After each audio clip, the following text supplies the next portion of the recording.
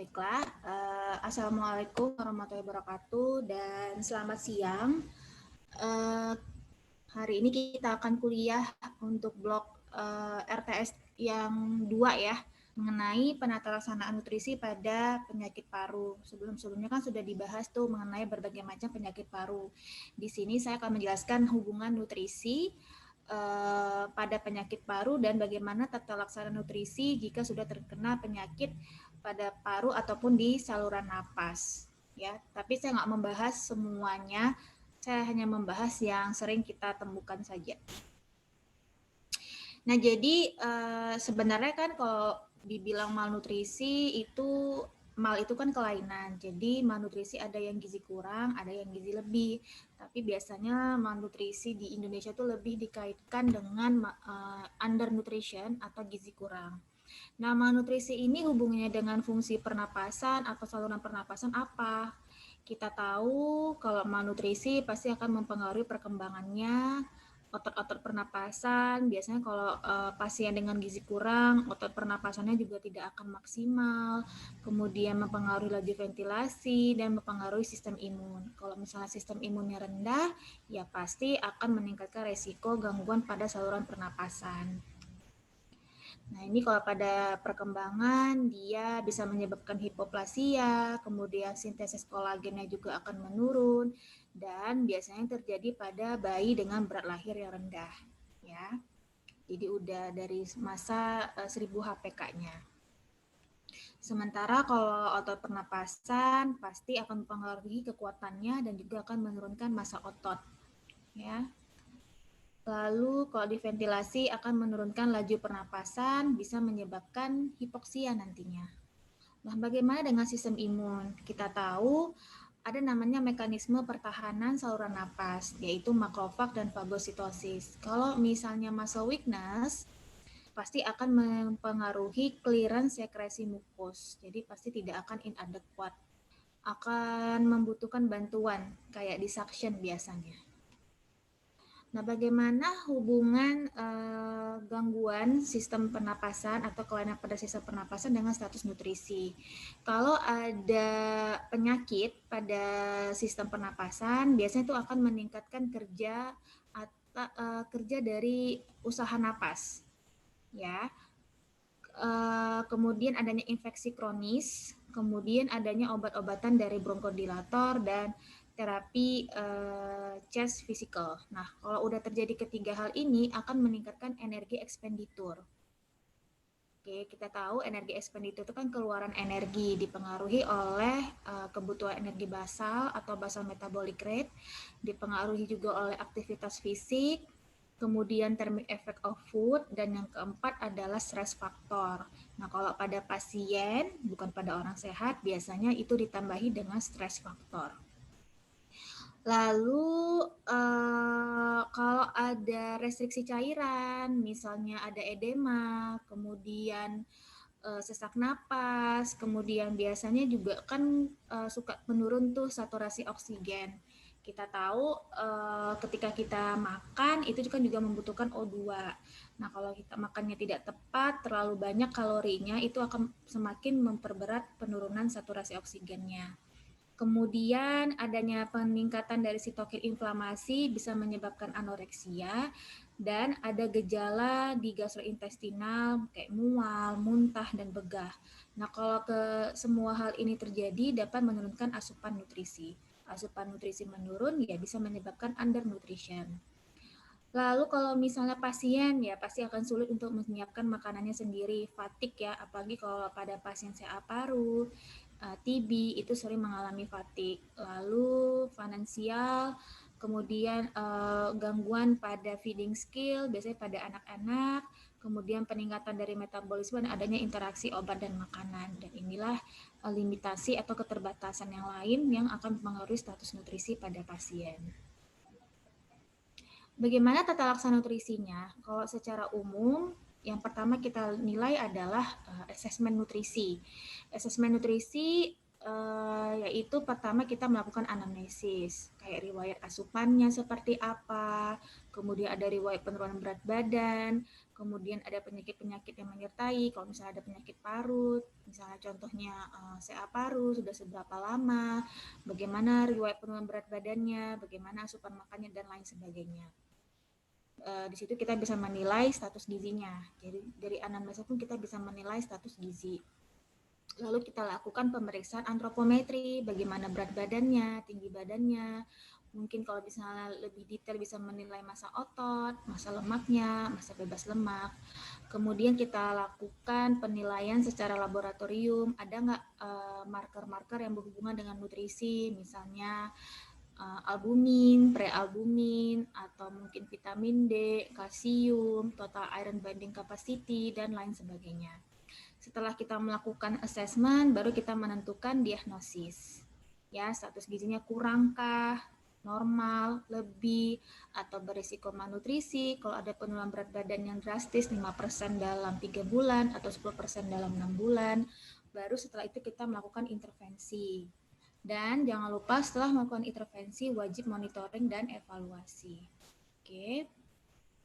Kemudian kita juga harus menilai status yang lainnya, misalnya kayak status kardiovaskularnya seperti apa, ginjal, neurologis, dan sistem hematologinya. Di mana ini bisa menyebabkan komplikasi baik pada anatomi paru, fisiologis paru, dan juga biokimia. Biasanya yang sering kita temukan bersama itu kayak TB paru dan diabetes mellitus tipe 2. Ya, DM tipe 2 dan TB paru sering ditemukan bersamaan. Kemudian sebaiknya penilaian status nutrisi itu dilakukan sebelum intervensi, kecuali kasus emergensi. Jadi pada saat pasien masuk itu kan biasa dilakukan screening. Salah satunya adalah screening gizi. Dari situ kita bisa tahu pasien beresiko malnutrisi atau tidak. Kalau tidak, biasanya akan dilakukan screening ulang dalam waktu 1 minggu ke depan. Kalau misalnya ternyata dia berisiko malnutrisi, barulah dilakukan yang tadi langkah-langkahnya. Assessment, diagnosis, intervensi, monitoring, dan evaluasi. Yang pertama kita bahas adalah asma. Ya, sebenarnya asma ini kan lebih karena alergi ya, alergi saluran napas. Gejalanya dadanya terasa sesak, kemudian sesak napas, yang paling khas adalah adanya wheezing. Nah, intervensi nutrisinya apa? Karena asma ini disebabkan oleh alergi, maka kita harus tahu dulu pemicu yang berhubungan dengan nutrisi apa. Nah, yang pertama biasanya GERD. Jadi kalau misalnya pasiennya ini ya ada GERD-nya, dia suka ada gejala berikutnya adalah asma. GERD ini kan udah dibahas di blog GIS ya, gastroesophageal reflux disease. Nah, GERD ini sendiri pun ada pemicunya. Yang pertama adalah makanan yang bersifat spicy, kafein, coklat, dan asam. Tapi ini nggak semuanya terjadi pada pasien. Itulah pentingnya anamnesis. Jadi harus kalian tanyakan, Bapak, Ibu, kira-kira makan apa ya yang langsung menyebabkan GERD atau langsung menyebabkan asma. Jadi itulah pentingnya anamnesis makanan. Lalu sebaiknya diberikan diet yang rendah lemak. Kenapa? GERD ini kan reflux asam lambung. Kalau kita berikan makanan yang tinggi lemak, itu pengosongan lambung menjadi lebih lama. Ya, jadi akan meningkatkan risiko reflux. Lalu berikanlah small frequent feeding, karena kalau diberikan dalam porsi besar satu kali makan, itu pengosongan lambung juga semakin lama dan ya meningkatkan risiko reflux juga. Nah, untuk asmanya ini, ya tadi kan alergi. Jadi kan alergi itu ada yang alergennya dari makanan ataupun zat tambahan pada makanan. Kayak misalnya alergen itu kayak sulfite, potasium metabisulfite, ataupun sodium sulfite. Biasanya ini ditemukan pada makanan yang diproses atau processed food. Jadi, ajarkan kepada pasien untuk melihat nutrition label.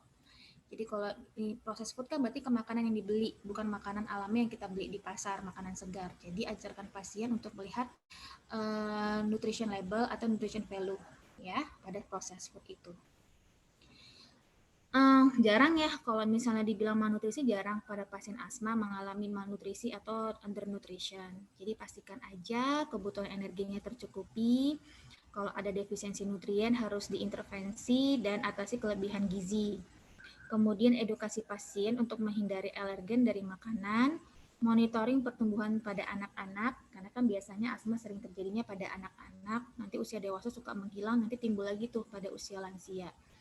Lalu perhatikan interaksi obat dan makanan, kemudian bolehlah diberikan diet yang proteksi terhadap asma, bisa meningkatkan sistem imun, kayak diet tinggi antioksidan, MUFA, suplementasi omega 3, vitamin C dan zinkum, probiotik, magnesium, dan diet Mediterranean, di mana diet Mediterranean ini lebih banyak mengkonsumsi sumber yang tinggi MUFA, kemudian nabati, dan sangat sedikit, nggak sedikit ya, mengatur frekuensinya untuk bahan makanan yang bersifat dari hewani. Dia lebih sifatnya ke tinggi MUFA. Nah, tadi ada hubungannya dengan interaksi obat makanan. Jadi obat-obatan pada asma ini ada menyebabkan mulut dan tenggorokannya kering, nausea, cepat kenyang, muntah, diare, peningkatan kadar glukosa darah, kemudian retensi natrium, hipokalemia, tremor tangan, sakit kepala, dizziness karena adanya reflux, dan demineralisasi tulang. Ya, ini masalah obat-obatan yang bronchodilator atau kortikosteroid ini sifatnya bisa demineralisasi tulang. Jadi bisa meningkatkan resiko osteoporosis nantinya. Ya, karena kan bone mass itu mencapai puncak sekitar umur 30-an sampai 40. Jadi, bolehlah diberikan suplementasi kalsium 1 gram per hari atau vitamin D 600 IU per hari pada usia 4 sampai 17 tahun. Masuk yang kedua, PPOK. Nah, faktor resiko yang paling sering ditemukan banyak ya, tapi yang paling sering ditemukan adalah riwayat merokok. Ya, rokok aktif yang sampai mungkin 2 bungkus, 3 bungkus, rokok berat intinya. Tapi ada faktor resiko yang lain ya, paparan terhadap polusi, mungkin perokok pasif, mungkin ada TB-nya, dan adanya infeksi berulang pada saluran napas bawah selama masa kanak-kanak. Oke. Nah, kalau bronkitis PPOK ini ada dua bentuk. Yang pertama adalah bronkitis kronis dan ada emfisema. Dengan manifestasi klinis yang cukup berbeda ya. Kalau bronkitis kronis kan ada inflamasi bronki, biasanya ada gejala mukus, batuk, sulit bernapas, lalu ada hipoksia dan hiperkapnu. Gejala hipoksia biasanya hiperkapnu, kemudian komplikasinya adalah hipertensi pulmonal, gagal jantung kanan. Kalau emfisema biasanya karena adanya destruksi parenkim paru, gejalanya adalah dyspnea dan kaheksia. Nah, kalau nggak teratasi bisa menyebabkan eksaserbasi. Biasanya etiologinya kayak hemophilus influenza, rhinovirus, coronavirus, bisa karena jamur ya, chlamydia pneumoniae. Nah, kalau eksaserbasi akut ini bisa menyebabkan osteoporosis. Kenapa? Katanya inflamasi sistem kronis ini bisa menyebabkan bone loss karena adanya hambatan dari metabolisme tulang. Ya, bone loss ya ujung-ujungnya pasti akan menyebabkan osteoporosis. Kenapa lagi bisa menyebabkan osteoporosis? Karena paparan sinar matahari biasanya berkurang pada pasien PPOK dan aktivitas fisiknya menurun, ya otomatis akan menyebabkan defisiensi dari vitamin D. Ya, biasanya defisiensi vitamin D itu kan metabolismenya bersamaan juga dengan kalsium dan juga fosfor. Bagaimana tata laksana nutrisinya? Nah, karena PPOK ini membutuhkan energi ekspenditur yang meningkat, bisa meningkat sampai 10 kali. Jadi kalau kita normal aja nih, nggak ada sakit, paru itu menghabiskan kalori sekitar 36 sampai 72. Pada saat terjadi PPOK itu meningkat hingga 10 kali. Jadi bisa 360 sampai 720 kali. 720 kilokalori. Itu hanya paru ya, hanya dari paru yang menghabiskan kalorinya. Belum lagi organ-organ lain, belum lagi aktivitas fisik dan lain sebagainya. Nah, bagaimana kita mengkriteria malnutrisi? Tadi kan ada yang namanya kaheksia ya. Kaheksia itu terjadi apabila ada penurunan berat badan, penurunan massa lemak, dan IMT-nya kurang dari 20. Jadi nggak mesti IMT-nya kurang dari 18,5. Kalau IMT-nya kurang dari 20, ada penurunan berat badan dan massa bebas lemak, sudah dimasukkan kategori malnutrisi. Target utamanya ada apa pada PPOK? Yaitu untuk memperbaiki asupannya dan memperbaiki nafsu makannya. Nah, ini dia kriteria malnutrisi ini. karena adanya asupan nutrisi yang menurun, laju metabolismenya meningkat, dan keduanya. Nah, target utamanya selain memperbaiki asupan dan nafsu makan, juga memperbaiki depresi dari zat-zat gizi seperti protein, kalsium, magnesium, kalium, dan fosfor. Tujuan utamanya apa? Sebaiknya yaitu jangan sampai berat badan pasien semakin turun. Kalau berat badan semakin turun, nutrisi, undernutrition, proteinnya semakin turun, massa ototnya semakin turun, ya akan mempengaruhi recovery nanti. Oke, sebentar ya.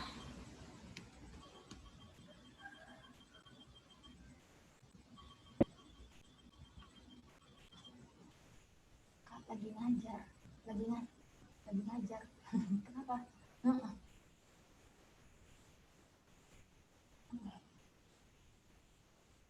Rangkuman apa? Enggak. Mbak Puji yang minta.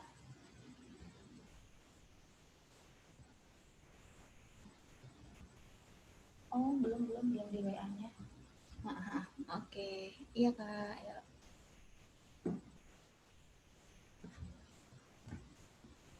Oke, sorry.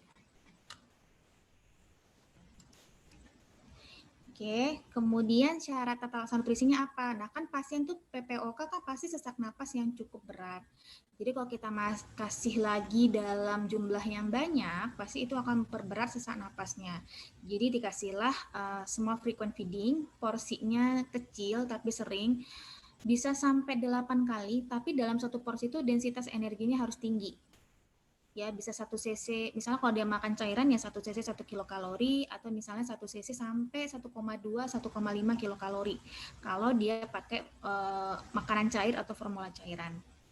Kemudian makan utamanya pada saat level energi pasien tertinggi. Jadi maksudnya di sini, pada saat dia merasa fit, kuat, ada tenaga, kan 24 jam nggak mungkin dia terus-terusan merasa lemas, nggak ada tenaga, nggak berdaya.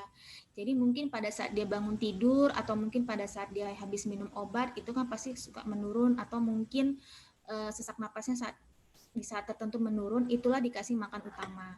Jadi selebihnya mungkin makanan snack dengan densitas energi yang tinggi, tapi pada saat dia merasa fit, enak badan, bisa makan, ya dikasihlah makan utama di momen itu. Kemudian cukup kalori, protein, vitamin, dan mineral, ya, terutama dengan IMT 20-24 untuk mencapai IMT 20-24 maksudnya. Kemudian waktu persiapan makan tidak terlalu lama dan bisa dipanaskan, karena biasanya pasien suka makan dalam keadaan hangat ya. Nah, kita semua pun gak usah pasien juga pasti suka makan dalam makanan itu dalam bentuk dalam suhu yang hangat. Lalu batasi alkohol, kayaknya kalau pasien jarang ya mengkonsumsi alkohol, dan berilah periode istirahat di antara waktu makan. Ya, jadi bisa diatur jadwalnya setiap kayak 3 jam, 2 jam itu boleh. Ya, jangan paksa pasien untuk menghabiskan makanan dalam satu waktu.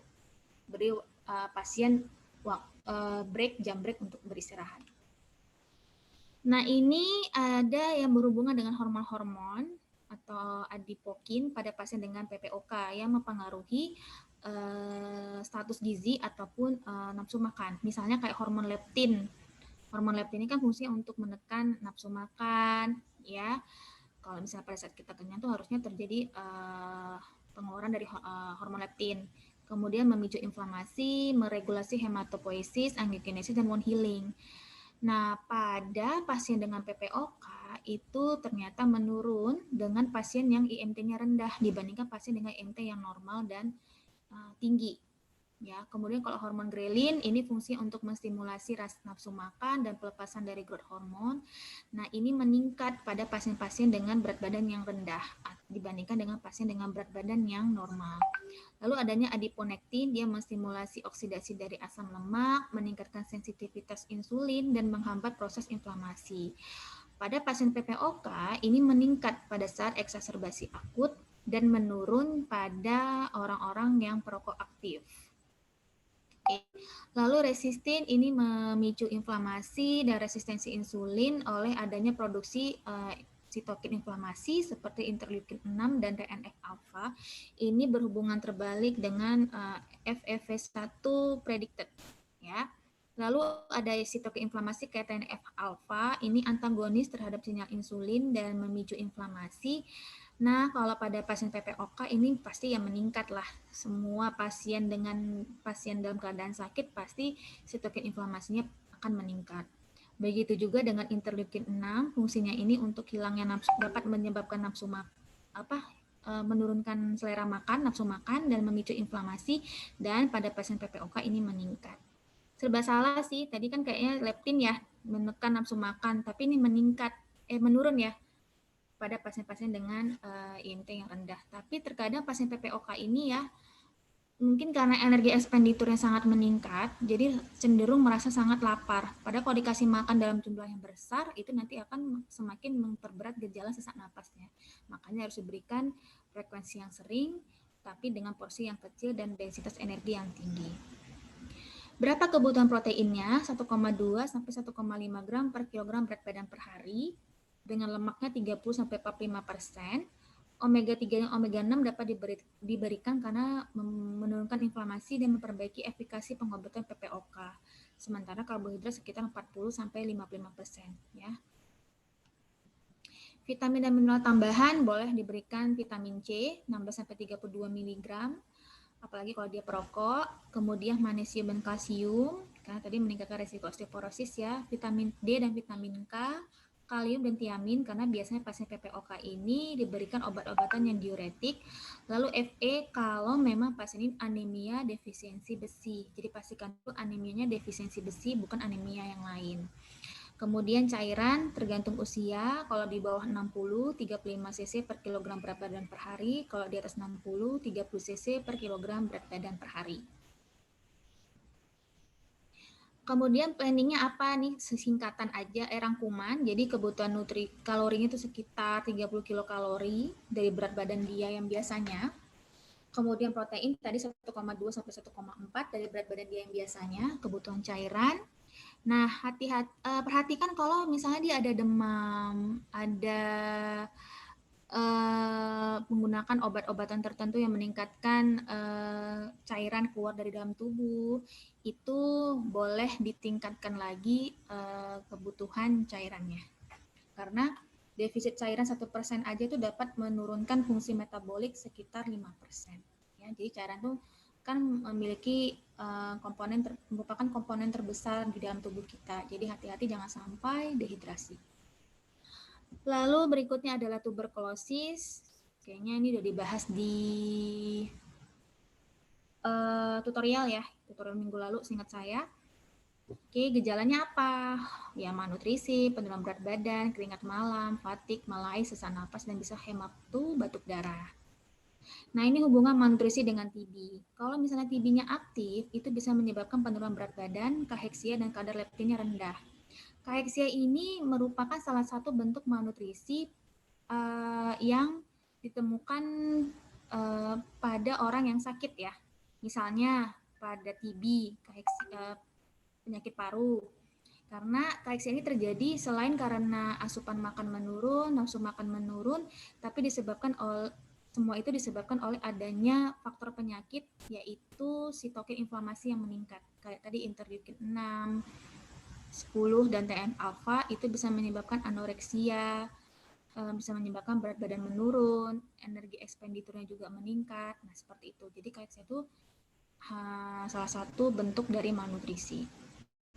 Nah, ini malnutrisi ini sendiri bisa merusak perkembangan anak, sistem imunnya menurun, terjadilah infeksi, kemudian kalau ada infeksi kena penyakit, contohnya ada penyakit paru, energi ekspenditur yang meningkat, produktivitasnya berkurang, kemiskinan, ya menyebabkan kemiskinan, kemudian perkembangan sistem pendidikan dan kesehatan terganggu, kemudian terjadi ketidakstabilan sosial dan politik. Kalau udah kayak gini terjadi, yang bisa menyebabkan malnutrisi. Jadi ini seperti lingkaran, ya.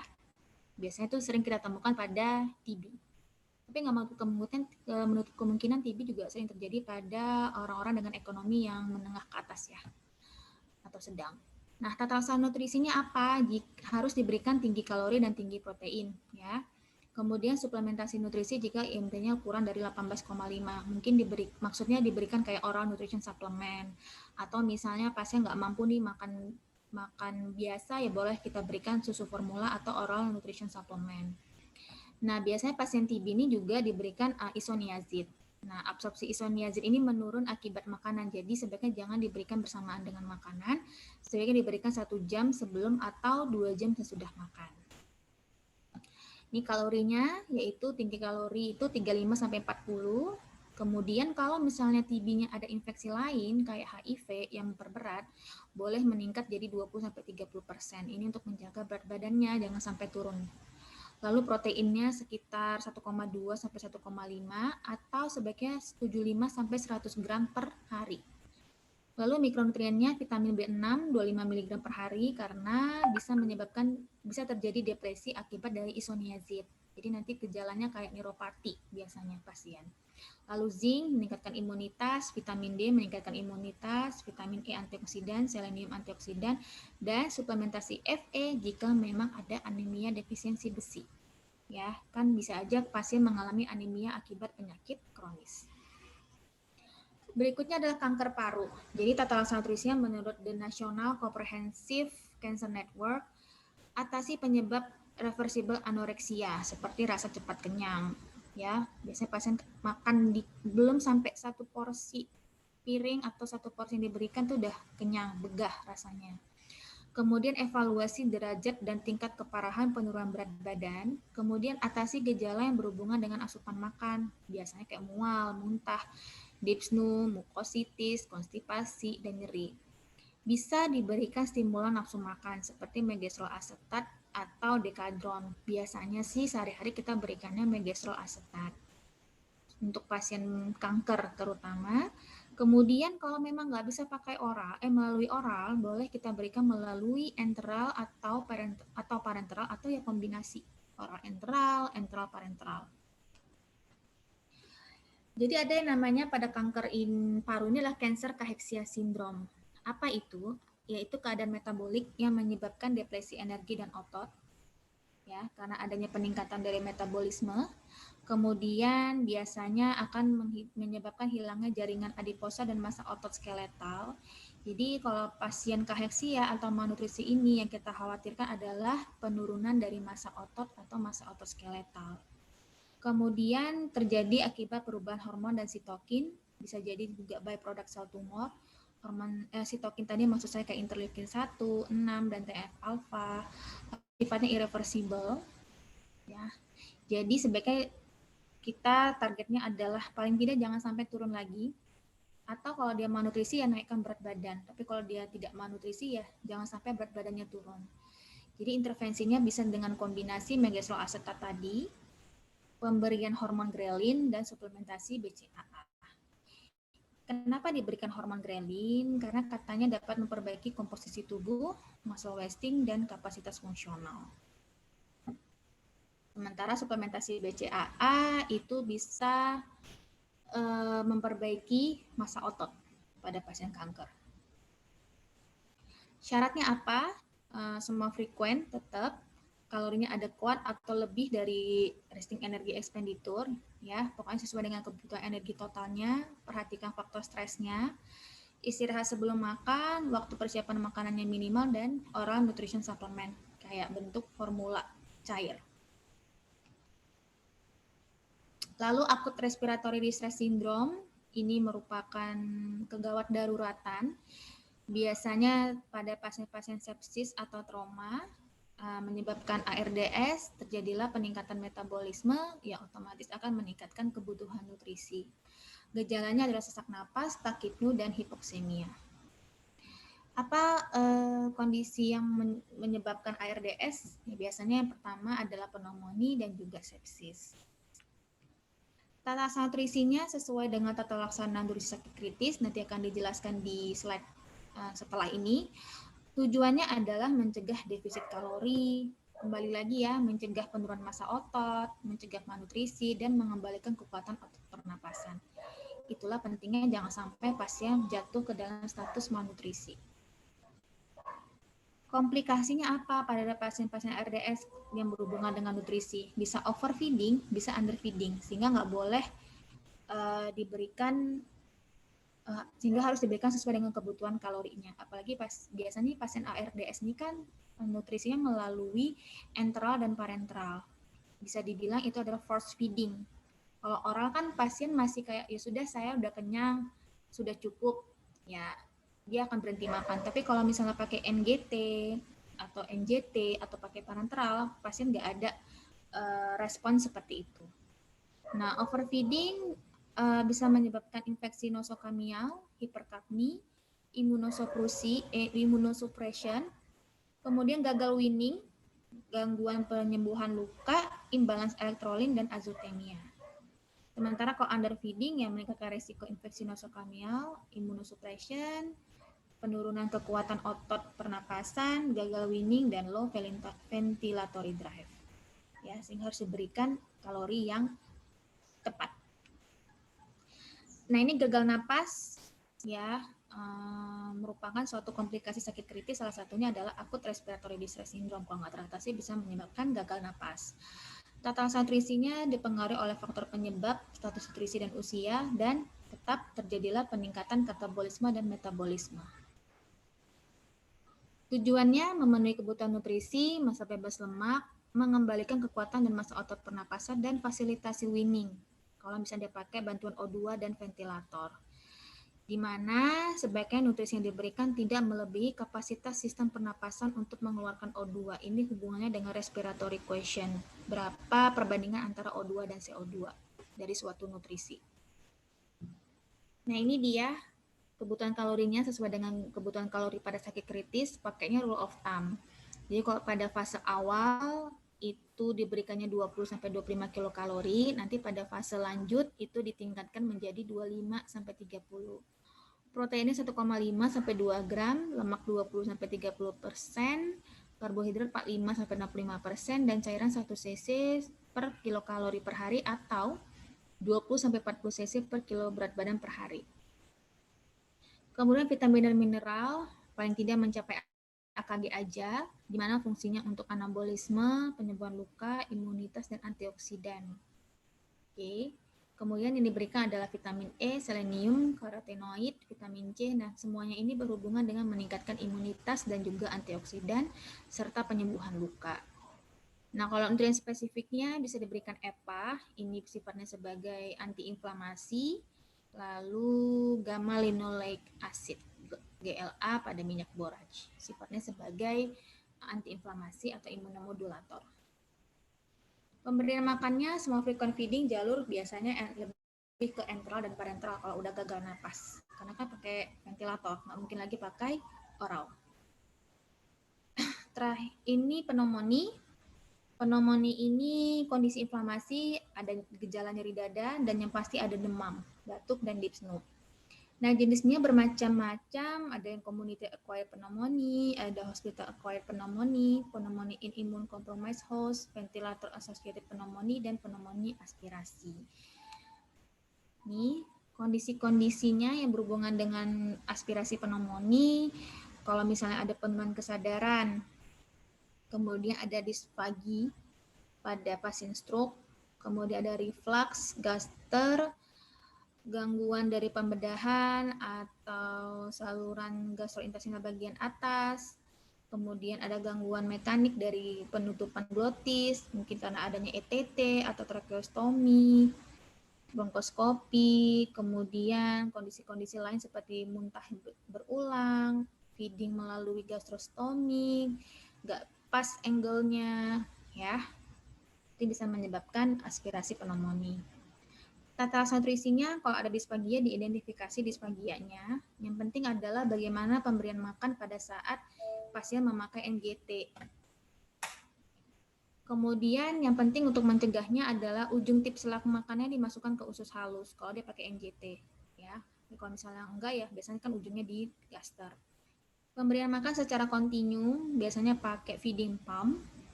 Yang penting ada elevasi kepala. Jadi meskipun pasien pakai NGT atau NJT, tetap harus elevasi kepala saat pemberian nutrisi. Lalu penggunaan obat-obatan prokinetik, kalau misalnya ada gangguan dari motilitas lambung ya, itu bisa diberikan prokinetik. Minimalisasi penggunaan sedasi karena mengganggu motilitas juga, dan optimalisasi higienitas oral. Sekian kuliah dari saya. Apa ada yang mau bertanya?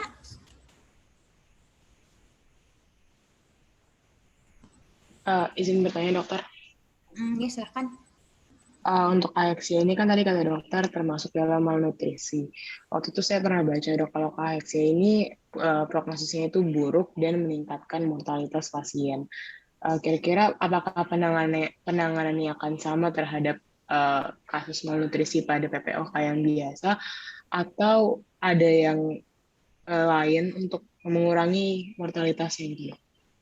Terima kasih dok. Kalau dia udah kaeksia atau udah belum kaeksia?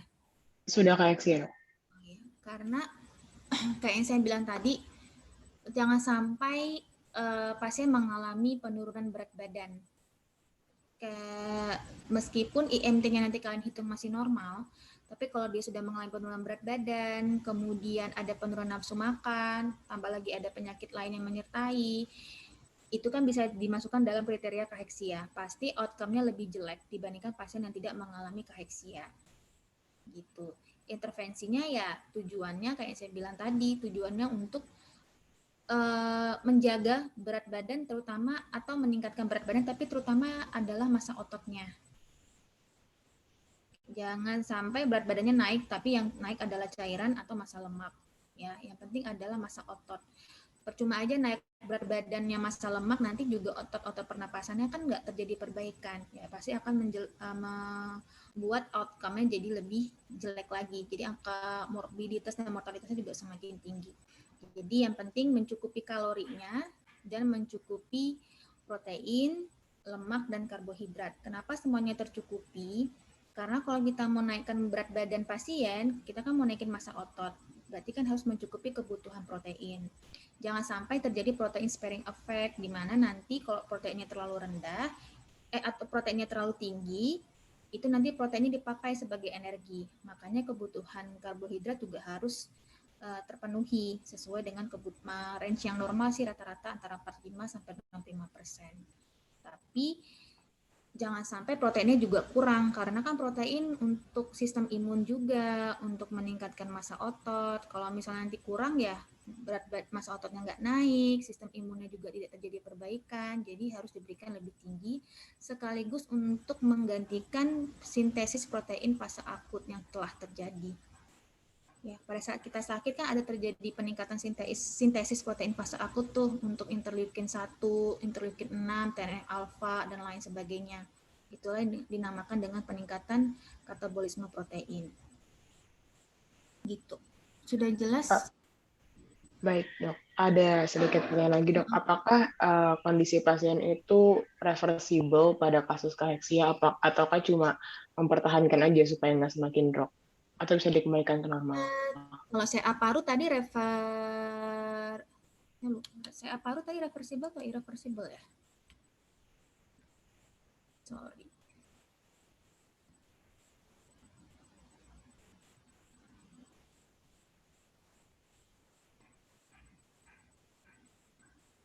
Kalau CA paru irreversible ya.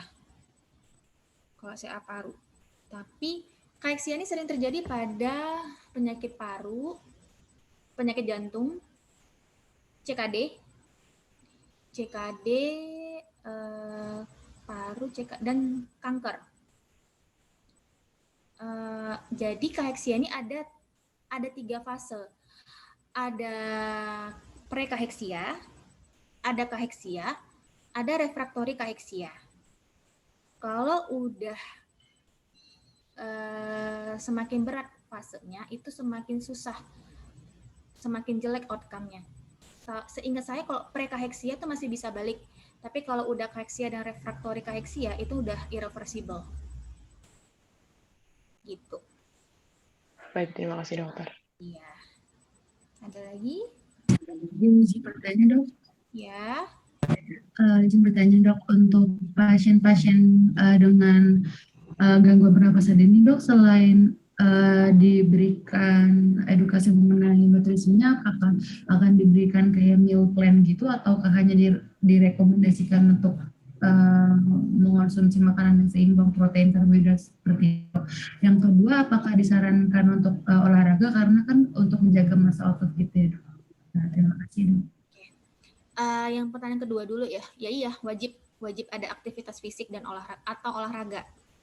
ya sesanggupnya pasien aja sih. Dan biasanya kalau dokter tuh pasti menyarankan aktivitas fisiknya juga nggak yang terlalu berat, karena kan oksigen consumption juga akan semakin tinggi kan kalau olahraga terlalu berat. Tapi tetap harus ada aktivitas fisik ya, fungsinya salah satu untuk menjaga massa bebas lemak ataupun massa otot supaya nggak semakin turun. Percuma kita berikan nutrisi tinggi-tinggi kalau nggak ada aktivitas fisik, ya nggak terjadi sintesis yang maksimal juga kan, jadi massa otot juga nggak akan terbentuk.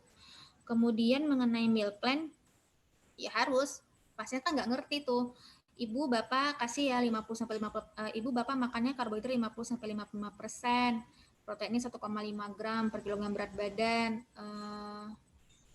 lemaknya 30%, itu kan pasien nggak akan ngerti gitu loh. Jadi memang harus kita berikan, kita tuh buat planning itu, oh nih pasiennya kebutuhan kalorinya 1.500, proteinnya 75 gram, lemaknya 30%, karbohidratnya 50%. Ya bagus itu kita terjemahkan dalam bentuk makanan. Kita kasih tahu lah ke pasien, oh ibu bapak makan karbohidrat atau nasinya sekian gram, proteinnya telurnya sekian butir, sayurnya sekian butir, lemaknya atau menteganya sekian sendok makan. Ya iya harus dibuat meal plan gitu. Tapi kan biasanya kalau di rumah sakit nantinya itu kan udah ada orang yang bertugas ahli gizi. Paling nanti kalian sebagai dokter umum kalau bekerja di rumah sakit, ya paling kayak cuman buat dietnya 1.500, diet tinggi protein 1.500, proteinnya sekian gram, lemak sekian persen, karbohidrat sekian persen. Nanti itu akan diterjemahkan oleh ahli gizi yang ada di rumah sakit. Tuh. Baik, terima kasih dokter. Ya, ada lagi?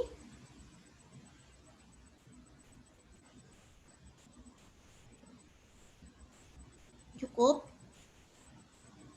Oke, jika tidak ada pertanyaan lagi,